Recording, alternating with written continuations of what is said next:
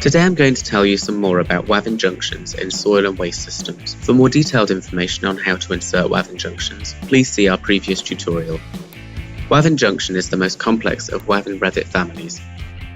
It contains up to 500 different solutions and connection configurations, all together in one family and configured in a way to require as few mouse clicks as possible to operate.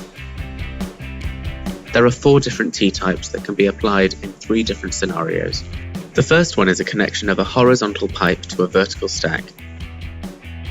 We made this one a default connection because it appears the most frequently in many projects. You will see that it is created every time a junction is made in the project.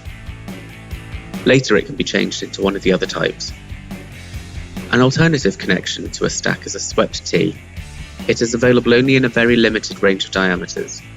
Therefore you can change a 110mm default T into one, but a 160mm T will generate an error because required fittings are not available. The second family type connects a vertical branch into a horizontal pipe. To obtain it, you have to create a default T and change the type using properties.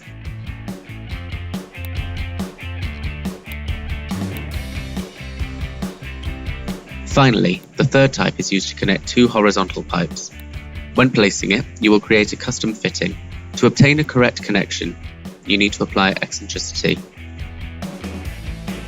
In some cases, you may need to rotate eccentricity by 180 degrees using the flip eccentricity function in properties.